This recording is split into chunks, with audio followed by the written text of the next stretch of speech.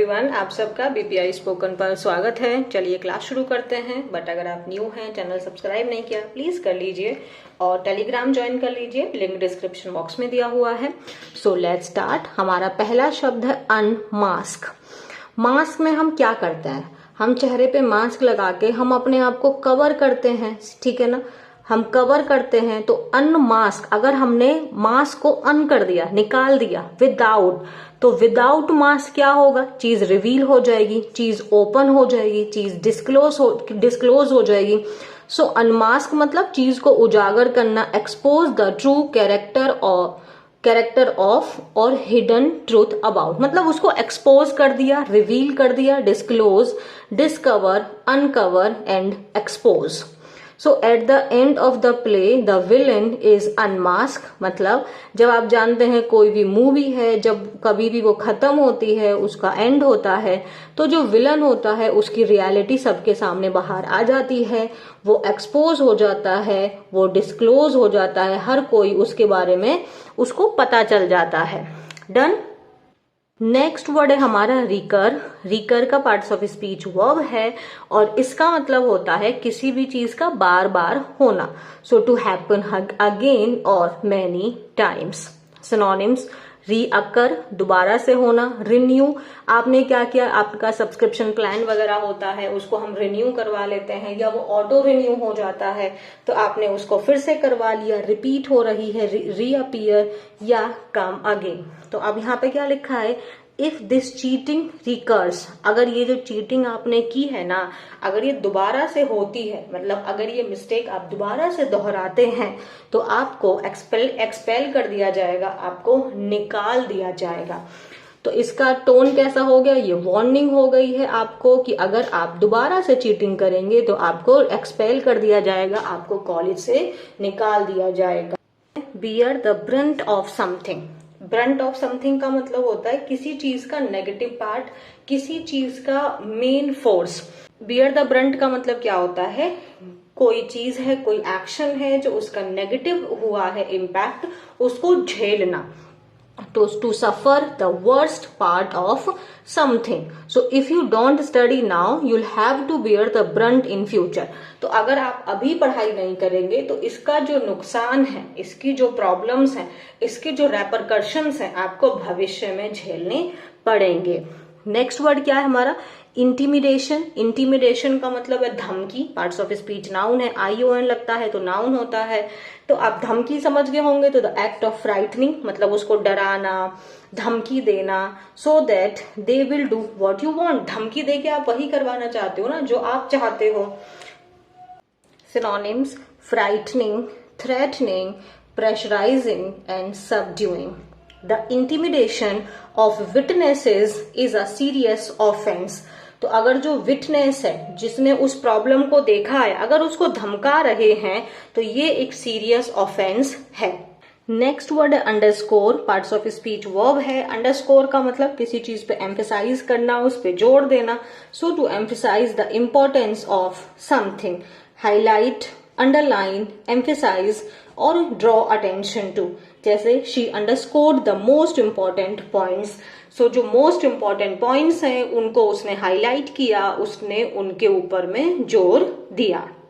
Vim का मतलब होता है आपके अंदर से एक इच्छा हुई, आपने कर दिया कोई काम। सो विम मतलब सडन विश और desire to do something. Synonyms: impulse, caprice, urge. Urge का मतलब होता है डिजायर, ठीक है, बट विम का मतलब होता है सडन डिजायर। आपके मन में अचानक से वो इच्छा पैदा हुई। डिजायर ठीक है, बट इसका विम का मतलब याद रखना है, अचानक से जो आपके मन में इच्छा पैदा हुई, ये थोड़ा हमें डिफरेंस करके रखना है। जैसे he booked the trip on a whim का मतलब उसके मन में पैदा हुई, उसने तुरंत वो कर लिया। तो उसके लिए उसने कोई प्री प्लानिंग नहीं की थी, बस मन में आया, वो तुरंत वो काम कर दिया। सो विम का मतलब होता है तुरंत, इच्छा मन में आई और आपने वो काम कर दिया, उसमें कोई भी आपने प्लानिंग नहीं की हुई थी। नेक्स्ट वर्ड है बिलीफाई। बिलीफाई पार्ट्स ऑफ स्पीच वर्ब है। इसका मतलब होता है किसी को बदनाम करना, इसका मतलब टू से और right unpleasant things about somebody और समथिंग। तो किसी भी व्यक्ति के बारे में कुछ गलत बोलना या लिखना, तो उसके स्टैंडर्ड को, उसकी रेपुटेशन को आप खराब कर रहे हैं, आप उसे बदनाम कर रहे हैं। सिनोनिम्स डिस्पैरेज, डिफेम, डेनिग्रेट या malign.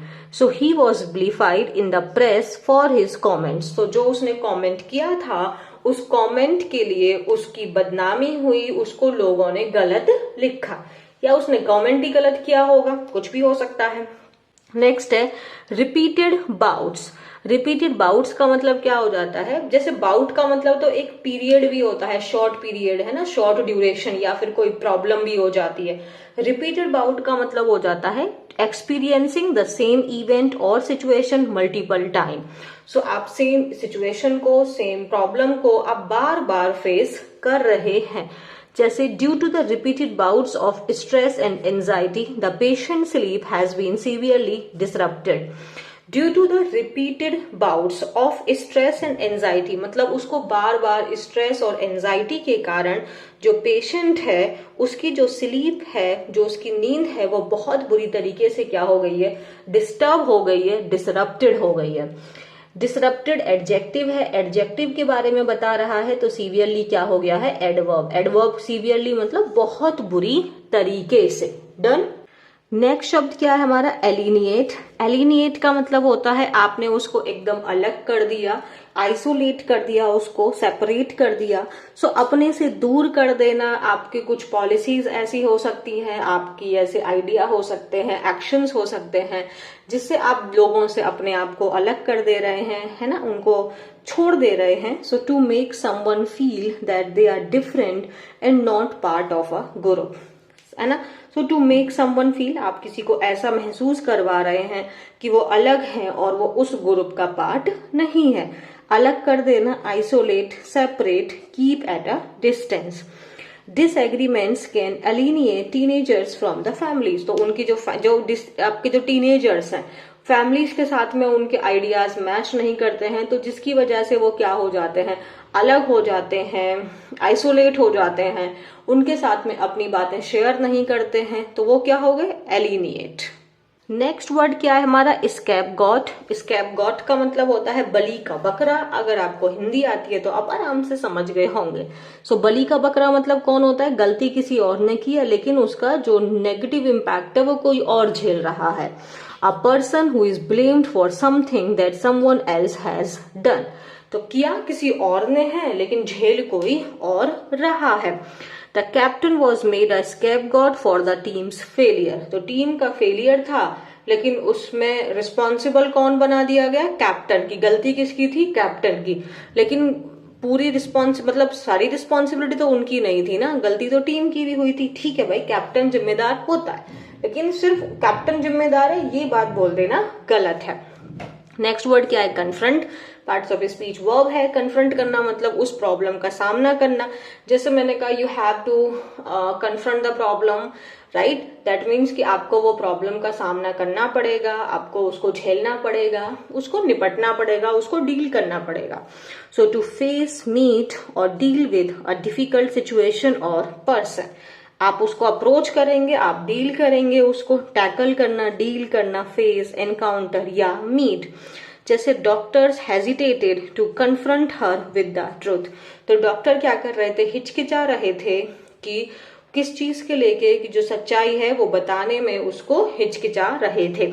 So doctor hesitated to confront her. Confront her मतलब उसका सामना करना, उसको बताना, क्या जो सच्चाई है उसको बताने में वो डॉक्टर्स क्या थे, वो हिचकिचा रहे थे। नेक्स्ट वर्ड है हमारा perpetrator. Parts of speech noun है। परपिट्रेटर का मतलब अपराधी, दोषी। So someone who has committed a crime or violent or harmful act. तो परपिट्रेटर सिनोनिम्स आप जानते हैं, law breaker, wrongdoer, criminal या culprit. So the perpetrator could have been anyone, मतलब कोई भी दोषी हो सकता है। सो हमारी फर्स्ट स्पेलिंग क्या है, रीकर। अभी जस्ट हमने देखा रीकर, तो रीकर का मतलब क्या था, टू हैपन अगेन, है ना। लेकिन अब हमें इसमें क्या ध्यान रखना है, अगर हमें इसको जैसे आपका रिकरिंग क्या हो गया, ये एक जेरेंड हो गया, ठीक है। तो अगर सिंपल सी बात है, अगर हम इसको सेकंड फॉर्म, थर्ड फॉर्म या फोर्थ फॉर्म अगर हम इसको कन्वर्ट कर रहे हैं तो जो आर है वो आपका डबल हो जाएगा। बस यही चीज मुझे आपको बतानी है। तो रिकर आपने मैथ्स में भी पढ़ा होगा ना, आपके जैसे डिवीजन होते हैं वो आपका रिकरिंग होता है, मतलब बार बार वो सेम नंबर रिपीट कर रहा है। तो आपको क्या ध्यान रखना है, जब हमें इसका सेकंड फॉर्म बनाना है या फिर अगर हमें इसका फोर्थ फॉर्म बनाना है तो जो आर है बस उसको हमें क्या कर देना है, डबल। बस इतनी सी बात मुझे आज बतानी थी। सेम एज हरेसमेंट में है, हरेसमेंट में हमें क्या ध्यान रखना है, HARS, HARAS, लेकिन एस जो है वो डबल है, हरेस। हरेस्ट हो गया तो यहाँ पे सिर्फ हम ईडी लगाते। अगर हम इसका नाउन फॉर्म बनाना चाहते हैं तो MENT लगा देंगे। बट हरेस में जो डबल एस आता है, आर सिंगल आता है। सो HARAS, बट ये जो एस है ये डबल है और उसके बाद में आप ईडी लगाइए या MENT लगाइए। सो हरेसमेंट में HARASSMENT, HARASSMENT, बहुत सिंपल है बट फिर भी ध्यान रखना है। रिकरिंग में आपका डबल आर आता है और हैरेसमेंट में या हरेस्ड में डबल एस आता है। नेक्स्ट वर्ड है मसूरी। आई होप आप में से ज्यादा लोगों को आता होगा, बट फिर भी अगर हमें एक बार से दोबारा सोचना पड़ता है तो क्यों ना हम उसको लर्न कर लें। सो मसूरी में MUSSO, MUSSO,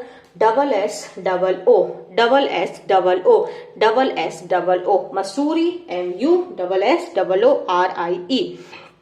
लर्न हो गया, MUSSORIE, MUSSORIE, Mussoorie. Next word है हमारा मसाज एंड मैसेज के बीच में डिफरेंस। आप देखेंगे सब कुछ सेम सेम है, बस एक लेटर का डिफरेंस है। तो अगर आप पेपर में है तो पेपर में ऐसा हो सकता है वहां पे मैसेज शब्द लिखना होगा उसको, बट वो मसाज लिख देगा। हम उसको ऑटोमेटिकली ऑटो करेक्ट हमारा ब्रेन कर देगा और हम उसको मैसेज रीड करके चले जाएंगे। सो मैसेज एंड मसाज में डिफरेंस है। अब हम देखें, सब कुछ सेम है, सब कुछ सेम है। अगर हम यहां तक देखें तो सब सेम है, एक लेटर को फिल कर देंगे तो दोनों स्पेलिंग बदल जाएगी। अगर हम मसाज की बात करें तो मसाज में होता है MA और मैसेज की बात करें तो मैसेज में होता है ME। अब मैंने सोचा कि हम इसको याद कैसे कर सकते हैं, तो जब मैं ये लिख रही थी तब मैंने सोचा, तो मुझे पता है क्या याद आया, जो हमारी सबसे पहली मसाज होती है वो हमारी मदर करती है, यानी हमारी माँ करती है। सो माँ, MA, माँ, मसाज, माँ मसाज। बताना क्या सही सोचा मैंने। सो माँ मसाज, तो मसाज की स्पेलिंग में A आता है। सो MASSAGE, massage, MASSAGE, massage. Message, हम जब किसी को ज्यादा मैसेज खेलते हैं ना तो जिंदगी को मैश कर लेते हैं, मतलब उसको एकदम खराब कर देते हैं, चीजों को अनटाइडी बना देते हैं। शायद प्रॉब्लम सॉल्व हो जाए बट ज्यादा मैसेज करके प्रॉब्लम को हमने और बढ़ा दिया तो वो मैश हो गया, MESS, है ना। माँ मसाज की क्या मजा आ गया, मसाज माँ, माँ मसाज, MASSAGE। और मैसेज, देखो मैसेज AGE तो दोनों में ही है, इसमें डबल एस भी है। सो मसाज माँ करेगी एज बढ़ जाएगी, मैसेज ज्यादा करेंगे एज घट जाएगी, क्योंकि मैसेज करके मैश कर दिया, सब काम खराब कर दिया। तो माँ मसाज, MASSAGE, मैसेज मैश, MESSAGE। बात समझ में आ गई। नेक्स्ट वर्ड है हमारा पेट्रियाटिक, PA, फिर TRI, ट्री, और फिर OTIC। सो पे पता है ये वाला, पे वाला ये होगा, फिर ट्री, ओ टिक। सो PA, लेकिन PA ट्राई, TRIO टिक, पेट्रियोटिक, PATRIOTIC। सो ये थी हमारी स्पेलिंग्स। आई होप आपको लर्न हो गई होगी। इन 6 स्पेलिंग को आप लोग कमेंट में लिखेंगे। अगर आप बहुत अच्छे बच्चे हैं तो इनके साथ एक सेंटेंस बना लेना, अगर आप थोड़े कम अच्छे बच्चे हैं तो सिंपल ये स्पेलिंग ही लिख देना। So let's see the article. The article is Kashmiri students deserve safe space. ठीक है, आप पहचान गए होंगे डिजर्व किसके लिए आया है, इसका सब्जेक्ट क्या कश्मीरी है या स्टूडेंट्स है, ये आप मुझे कमेंट में बताएंगे। There is a need for a shift from punishment to protection for Kashmiri students. There is a need. यहाँ पे जो नीड है ये आपका क्या है, ये आपका वर्ब है कि नाउन है, ठीक है। और ये जो देयर है क्या ये सब्जेक्ट है, ये आप मुझे आज बताएंगे। So there is a need for a shift from punishment, की किस चीज की जरूरत है कि हम शिफ्ट हो, हम अपना चेंज करें पनिशमेंट से प्रोटेक्शन की तरफ, किसके लिए, हम कश्मीरी स्टूडेंट्स के लिए। आगे देखें। The attack in Pahalgam Kashmir on April 22, which claimed the lives of 26 civilians, left the entire nation shocked and grieving. So the attack, वो अटैक कहाँ पर हुआ था, लोकेशन बता रहा है इन पहलगाम कश्मीर। आप लोग जानते हैं कि जैसे ये पहलगाम है, ये आपका नेम ऑफ द प्लेस हो गया, कश्मीर एक बिगर प्लेस हो गया, तो हम चाहते तो हम ऐसे लिख देते इन कश्मीर एट पहलगाम, और नहीं है तो ये भी सही है।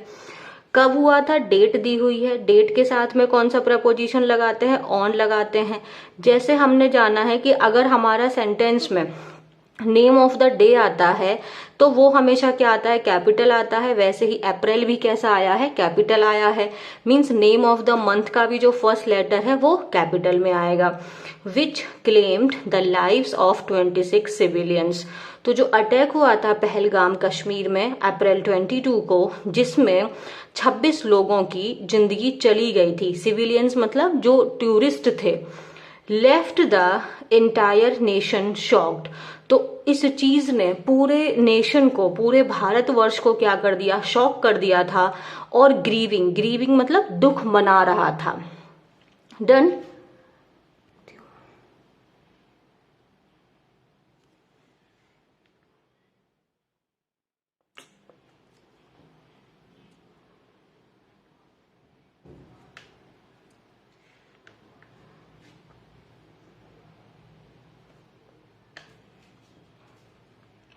आगे, the loss of innocent lives has rightly drawn widespread condemnation. So the loss of innocent lives मतलब जो वो टूरिस्ट थे वो इनोसेंट थे, तो उनकी जो जिंदगी का जो मतलब उनकी जो डेथ हुई थी, इसकी वजह से चारों तरफ में क्या फैल गया था, कंडेमिनेशन। सब लोग दुख मना रहे थे, शोक मना रहे थे। However, लेकिन the tragic incident has also unmasked a recurring and deeply disturbing pattern. Kashmiri students and traders outside the valley were found once again bearing the brunt of collective outrage for a crime they had no part in. However, मतलब विश्व नहीं, पूरा जो हमारा India है वो इस चीज का दुख मना रहा था।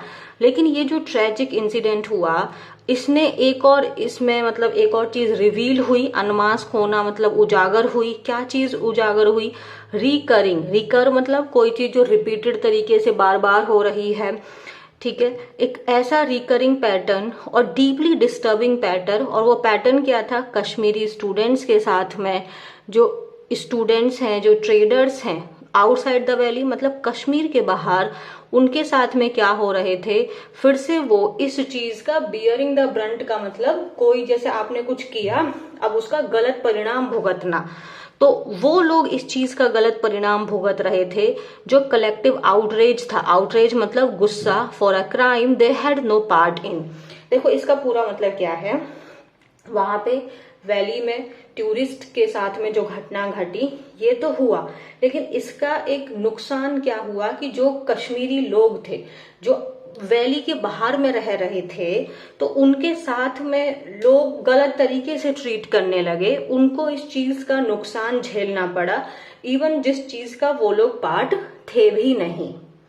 In just 6 days following the attack, मतलब इन जस्ट 6 days मतलब सिर्फ 6 दिनों में जब से वो अटैक हुआ, एटलीस्ट कम से कम 17 incidents of targeted harassment were reported from across the country.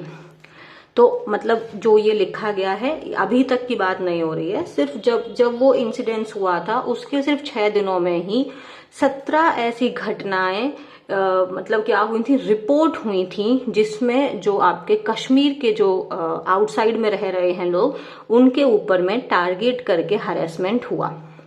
Done है। फ्रॉम अक्रॉस द कंट्री मतलब all over the country, many involving right wing outfits attempting to stoke communal tensions. और many involving मतलब जो ये harassment था उसमें से ज्यादा लोग कौन इन्वॉल्व थे, राइट विंग के लोग, जो किस चीज की कोशिश कर रहे थे। स्टोक का मतलब एक होता है आग में घी डालना, means to add fuel to the fire, बात को और बढ़ा देना, तो कम्युनल टेंशंस को और इंक्रीज करना। In Punjab Kashmiri students were attacked on campus with sticks and sharp weapons. तो इन पंजाब में सब्जेक्ट कौन है, कश्मीरी स्टूडेंट, सब्जेक्ट कौन है, स्टूडेंट्स, वर अटैक्ड, स्टूडेंट्स के ऊपर में अटैक किया गया था, इसीलिए वर के साथ में V3 आया है, सेंटेंस पैसिव में है। कहां पर, कैंपस में, किसके साथ में, आपका इंस्ट्रूमेंट क्या था, स्टिक्स थी, शार्प वेपन्स थे। उत्तराखंड में they were threatened and they were threatened with, किस चीज के साथ में उनको धमकी दी जा रही थी, एक्सपल्जन फ्रॉम देयर कॉलेजेस, की मतलब उनको उनके कॉलेज से ही बाहर निकाल देंगे। दिल्ली में स्टूडेंट एट जामिया मिला इस्लामिया वॉज रिपोर्टेडली असॉल्टेड, यहाँ पे सब्जेक्ट कौन है, स्टूडेंट, सब्जेक्ट कौन है, स्टूडेंट, ये लोकेशन हो गया, एट एग्जैक्ट लोकेशन बता रहा है।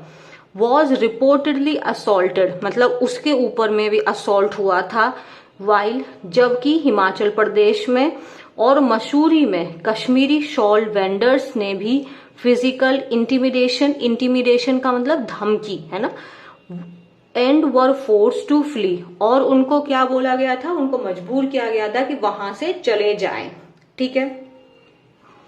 The pattern is unmistakable and the message implicit, ये जो पैटर्न है इसके साथ में आप, ये अनमिस्टेकेबल है मतलब ये एकदम क्लियर है, ये एकदम, इसको आप मिस्टेक करके कुछ और नहीं समझ सकते हैं, ये एकदम पैटर्न क्लियर है, जो बोलना चाहते हैं, जो बताना चाहते हैं वो पैटर्न एकदम क्लियर है। और ये देखो इम्प्लिसिट के 2 मीनिंग है, एक तो होता है किसी बात को आप सजेस्टेड तरीके से बोल रहे हैं, है ना, आप डायरेक्ट नहीं बोल के आप हिंट कर रहे हैं, या फिर टोटल या complete. Whenever violence occurs in Kashmir, all Kashmiris are suspect. तो द पैटर्न इज अनमिस्टेकेबल मतलब ये जो पैटर्न है ये एकदम क्लियर है, और वो पैटर्न क्या है कि जब भी अगर कश्मीर में वायलेंस होता है तो सारे के सारे जो कश्मीरी होते हैं वो इस चीज के लिए क्या हो जाते हैं, वो सस्पेक्ट हो जाते हैं, कि सभी को उसी संदेह की नजर से देखा जाता है। The Pahalgam attack has underscored a painful truth. So जो ये पहलगाम अटैक है उसने अंडरस्कोर्ड करना मतलब किसी चीज को और क्लियर करना, उसको हाईलाइट करना, एक पेनफुल ट्रूथ। तो पहलगाम अटैक ने एक और चीज को हाईलाइट किया है, वो कैसी सच्चाई, जो दर्दनाक है। We lack a concrete institutional mechanism to ensure the safety of Kashmiri students studying in different parts of the country. We lack, हमारे अंदर में कमी है, किस चीज की, कॉन्क्रीट। कॉन्क्रीट का मतलब होता है एकदम सॉलिड, ठोस, एक ऐसा मैकेनिज्म जिसमें हम इंश्योर कर सकें, हम सुनिश्चित कर सकें, क्या सुनिश्चित कर सकें, सेफ्टी कश्मीरी स्टूडेंट्स की, वो स्टूडेंट्स जो पढ़ रहे हैं अलग अलग पार्ट्स में कंट्री के। Their security can not be left to the shifting whims of public sentiment. उनकी जो सिक्योरिटी है उसको हम सिर्फ लोगों के डिजायर के ऊपर में, उनकी इच्छा के ऊपर में नहीं छोड़ सकते हैं। The true goal of perpetrators attack such as Pahalgam is not only to kill but to divide. जो एक्चुअली में जो ट्रू गोल है, ये जो परपिट्रेटर, ये जो क्रिमिनल का ने जो अटैक किया पहलगाम में, वो सिर्फ लोगों को मारने का नहीं था बल्कि वो लोगों को डिवाइड करने का है। हमारा जो ट्रस्ट है उसको इरोड करना, इरोड करना मतलब उसको डैमेज करना। ठीक है, आगे true rupture social harmony, rupture का मतलब ब्रेक हो गया, जो हमारे यहाँ पे सोशली हार्मनी है, जो पीस है, जो शांति है, उसको ब्रेक करने का। एंड प्रोवोक मतलब भड़काना, सस्पिशन अमंग कम्युनिटीज, कि जो कम्युनिटीज हैं, जो अलग अलग रिलीजन्स हैं, ये एक दूसरे के ऊपर में क्या करें, डाउट करें। When innocent Kashmiri students are vilified, the perpetrator of the Pahalgam attack succeeded in their larger aim. तो इसीलिए जब जो इनोसेंट कश्मीरी स्टूडेंट्स हैं उनके साथ में गलत होता है, विलीफाइड मतलब किसी को बदनाम करना, उनके साथ गलत होता है, तो जो ये पहलगाम में जो अटैकर्स थे, जो परपिट्रेटर थे, तो उनका सिर्फ जो लोगों को मारने का नहीं, उससे भी जो बड़ा एम था हमारे ट्रस्ट को ब्रेक करने का, हमारी हार्मनी को ब्रेक करने का, उसमें ये लोग सफल होते हैं। So let us be clear, हमें अपने आप में क्लियर होना है, harassing Kashmiri student is not an act of patriotism, मतलब कि हरेसिंग कश्मीरी स्टूडेंट्स को हरेस करना ये कोई देशभक्ति का एक्ट नहीं है। It is an act of surrender to the forces that seek to tear this country apart from within. It is an act of surrender to the force, surrender करना मतलब give up कर देना। तो ऐसी forces जो चाहती हैं, seek मतलब वांट, जो चाहती हैं, क्या चाहती हैं, इस कंट्री को अपने आप में अंदर ही अंदर इसको ब्रेक कर देना, जो वो फोर्सेस चाहती हैं। और अगर हम वैसा ही करें तो वो उस चीज में क्या हो रहे हैं, सफल हो रहे हैं, और हम उस फोर्स के आगे क्या कर रहे हैं, गिव अप कर रहे हैं, हम सरेंडर कर रहे हैं। It is also worth noting, मतलब ये भी ध्यान देने योग्य है, that this is not a new phenomenon, कि ये कोई नई पहली बार ऐसा नहीं हुआ है, ये कोई पहली बार ऐसा नहीं हुआ है, मतलब ऐसा होता आया है। Kashmiri students have faced repeated bouts of backlash whenever violence erupts in the valley or soldiers are killed in action. It is also worth noting, यह भी ध्यान देने योग्य है कि ये कोई नई तरीका नहीं है। कश्मीरी स्टूडेंट्स ने ये चीज जो है ये बार बार एक्सपीरियंस की है कि जब भी वैली में, जब भी कश्मीर में किसी भी तरीके का वायलेंस होता है, जैसे आप जानते हैं पुलवामा में हमारे सोल्जर्स को मार दिया गया था, तो जो वैली के बाहर रह रहे कश्मीरीज हैं उनके ऊपर में भी वो भी शक के घेरे में आ जाते हैं, उनके साथ भी लोगों का जो नजरिया है वो बदल जाता है। It is a dangerous generalisation मतलब जो ये एक हमारा देखने का तरीका है, जो जनरल स्टेटमेंट हमने सबके लिए बना लिया कि सारे के सारे कश्मीरी खराब हैं, ये जो हमारा पर्सपेक्टिव है ये गलत है, ये खतरनाक है। दैट इक्वेट्स, ये किस चीज के बराबर है, an entire community with the action of terrorists. Many of these students have left behind conflict, poverty and trauma in search of a better life through education. So जो बहुत सारे स्टूडेंट्स हैं उन्होंने वो पीछे क्या छोड़ कर आए हैं, वो कॉन्फ्लिक्ट, वो लड़ाई, युद्ध, वो डिसएग्रीमेंट, वो गरीबी, वो ट्रॉमा को पीछे छोड़ के आए हैं इस चीज की सर्च में कि उनको एक आगे एक अच्छी लाइफ मिलेगी, और किस मीडियम से, एजुकेशन के मीडियम से।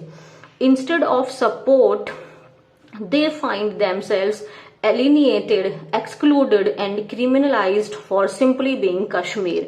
So instead of support, मतलब सपोर्ट की बजाय वो अपने आप को आइसोलेटेड पाते हैं। एलिनिएट मतलब उसको आपने अलग कर दिया है ना, आपने हटा दिया, उसको आइसोलेट कर दिया, एक्सक्लूड कर दिया, और सबको ही आपने क्रिमिनल तरीके से मान लिया।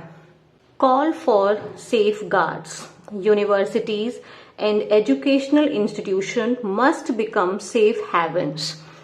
So university and educational institutes को क्या होना चाहिए कि ये एक safe place होने चाहिए, not pressure chambers, बल्कि ये एक pressure chamber नहीं, बल्कि ये एक safe place होने चाहिए। It is the moral and legal responsibility of college administrations, law enforcement and civil society to ensure that Kashmiri students are not made scapegoats during national crisis. So ये क्या है, ये moral and legal responsibility है college administration की, law enforcement की, civil society की, कि वो ये चीज सुनिश्चित कर सकें जो कश्मीरी स्टूडेंट्स हैं वो ऐसे क्राइसिस का बलि का बकरा उनको ना बनाया जाए। आगे जो एकेडमिक इंस्टीट्यूशंस हैं उनको क्या चीज डेजिग्नेट करनी चाहिए, ग्रीवियंस ऑफिसर्स, मतलब कि अगर कोई भी प्रॉब्लम है तो वहां पे आप अपनी प्रॉब्लम बता सकें। और क्या आपके एकेडमिक इंस्टीट्यूशंस को डेवलप करना चाहिए, एंटी डिस्क्रिमिनेशन प्रोटोकॉल्स, ऐसे रूल्स बनाने चाहिए उनको। And work in tandem with local police to prevent mob led vigilantism. और जो आपके क्या बोला है यहाँ पे, और जो एकेडमिक इंस्टीट्यूशंस हैं उनको और किसके साथ में मिलके काम करना चाहिए, लोकल पुलिस के साथ में मिलके, ताकि जो कश्मीरी स्टूडेंट्स हैं उनके साथ में किसी भी तरीके की मॉब लिंचिंग ना हो। बियॉन्ड पॉलिसीज के परे we must confront means face, we must deal the psychological toll that this backlash inflicts। Toll मतलब यहाँ पे सफरिंग, इन्फ्लिक्ट्स मतलब पैदा करना।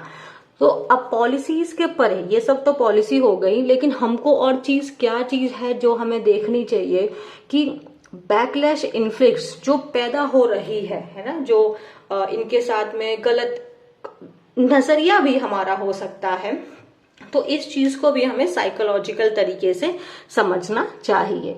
These students already carry the trauma of growing up in tough times। So ये जो students हैं ये ऑलरेडी अपने साथ में ये जो परेशानी है उसको लेकर पैदा होते हैं, क्योंकि वो ऐसे जगह पर पैदा हुए हैं जहाँ पे ऑलरेडी इतना सारा प्रॉब्लम रहता है। सो हमें उसको सॉल्व करना चाहिए, सपोर्ट करना चाहिए, ना कि उनको और गलत तरीके से ट्रीट करना चाहिए। To demand that they constantly prove their loyalty or condemn every act of violence to validate their belonging is a form of emotional coercion that no other student group in the country is subjected to। To demand, हम क्या demand कर रहे हैं कि वो लगातार prove करें अपनी लॉयल्टी, या वो कंडेम करें हर एक एक्ट को जो वायलेंस का हुआ है, ताकि वो वैलिडेट कर सके कि वो हाँ इसी हम सब में से ही एक हैं। तो ये एक तरीके का इमोशनल आपका कोवर्जन है। कोवर्जन मीन जबरदस्ती है, जो बाकी कोई और स्टूडेंट जो बाकी other part of the country से बिलोंग करते हैं वो नहीं फेस करते हैं। इनसे अगर ऐसा हम डिमांड करते हैं तो ये गलत है। It creates a culture of fear forcing them to hide their identities, withdraw from campus life and live in a state of constant anxiety. ये क्या क्रिएट करता है, एक इस प्रकार का कल्चर। किस प्रकार का कल्चर? डर का। उनको अपनी जो ट्रू आइडेंटिटी है उसको छिपाने पे मजबूर करता है, और अपने आप को कैंपस लाइफ से दूर रखना, और वो किस तरीके की फिर एक जिंदगी जीने लग जाते हैं, लगातार उनको टेंशन्स रहती है। If we truly wish to honor the memory of 26 victims, we must not fall into the trap of communal reaction। अगर हम सच में जो वो 26 लोग जिनकी मृत्यु हो गई, अगर हम सच में उनकी मेमोरी में उनको ऑनर करना चाहते हैं, तो ये जो कम्युनल रिएक्शन है इसके ट्रैप में हमें नहीं फंसना है। We must respond with institutional resolve, बल्कि हमें किस तरीके से रिस्पॉन्ड करना चाहिए कि हम इन सब चीजों को कंप्लीटली ठीक कर देंगे। रिजॉल्व करना मतलब उसको ठीक करना। As a nation we must commit to protecting the innocent from collective blame. As a nation हमारी रिस्पॉन्सिबिलिटी क्या है कि हम प्रोटेक्ट करें इनोसेंट्स को फ्रॉम कलेक्टिव ब्लेम, कि अगर वो उस पर्टिकुलर रीजन से बिलोंग करते हैं तो इसीलिए वो गलत है, इस चीज को हमें नहीं फॉलो करना है। This means more than symbolic gestures, it demands actions. तो इसका मतलब मोर देन सिंबॉलिक जेस्चर्स, मतलब आप सिर्फ अपने जेस्चर्स दे रहे हैं, आप सिंबल है, हाँ हम ऐसा करते हैं, उससे ज्यादा किस चीज की जरूरत है? एक्शन की जरूरत है। The Ministry of Education must work with the state governments to formulate a national policy to safeguard Kashmiri students during crisis। आगे जो आपका मिनिस्ट्री ऑफ एजुकेशन है उसको स्टेट गवर्नमेंट के साथ में डेफिनेटली काम करना चाहिए। क्या करने के लिए? एक नेशनल पॉलिसी फॉर्म आपका बनाने के लिए, जिसमें कश्मीरी स्टूडेंट्स को अगर ऐसी कोई क्राइसिस होते हैं तो वो इस चीज को सफर ना करें। Let us not allow perpetrators of such attacks to script our national response. Let us not allow मतलब ये चीज हमें बिल्कुल अलाउ नहीं करनी चाहिए, वो जो परपिट्रेटर, जो अटैकर, जो क्रिमिनल्स हैं, कि वो हमारे रिस्पॉन्स को स्क्रिप्ट करें। वो तो यही चाहते हैं कि हम इस तरीके से बिहेव करें, है ना, पर्टिकुलर रीजन को या रिलीजन को हम हेट करने लग जाएं। उनका मेन मकसद तो वही है। तो उस चीज में हमें उन्हें कामयाब नहीं होने देना है। Let us not confirm their prophecy that one violent act is enough to cause a dent in the social fabric. Let us not confirm कि वो जो उनकी प्रेडिक्शन है, प्रोफेसी का मतलब उनकी जो प्रेडिक्शन है, उनकी जो भविष्यवाणी है कि हम इस तरीके का एक वायलेंट एक्ट करेंगे और वो सफिशिएंट है हमारी सोशल हार्मनी पे नुकसान पहुंचाने के लिए। Let us answer to violence by unity, not vengeance. तो हमें कैसे आंसर करना है? हमें यूनिटी के साथ आंसर करना है, ना कि दुश्मनी के साथ में। let our strength lie in compassion, not retaliation. तो जो हमारी स्ट्रेंथ है वो किस चीज में है? कंपैशन में है, काइंडनेस में है, ना कि रिटेलिएशन में। Kashmiri students do not need our suspicion, they need our solidarity. तो जो कश्मीरी स्टूडेंट्स हैं उनको हमारा डाउटफुल होना नहीं, बल्कि उन्हें हमारे सपोर्ट की जरूरत है। वॉट वी नीड, हमें किस चीज की जरूरत है? Concrete measures, formal protections and commitment to never let innocent youth suffer for crimes that they neither commit nor condone. और हमें किस चीज की जरूरत है? हमें एक कॉन्क्रीट, एक सॉलिड मेजर्स की जरूरत है, फॉर्मल प्रोटेक्शंस की जरूरत है, और एक ऐसा कमिटमेंट कि कभी भी जो इनोसेंट यूथ है, जिसने वो ऐसे क्राइम के लिए वो सफर ही ना करे जिसमें ना तो उसने वो कमिट किया है और ना ही वो उसको सपोर्ट करता है। कॉन्डोन का मतलब उसको सपोर्ट करना। So this was all about today's class. I hope आपको समझ में आई होगी।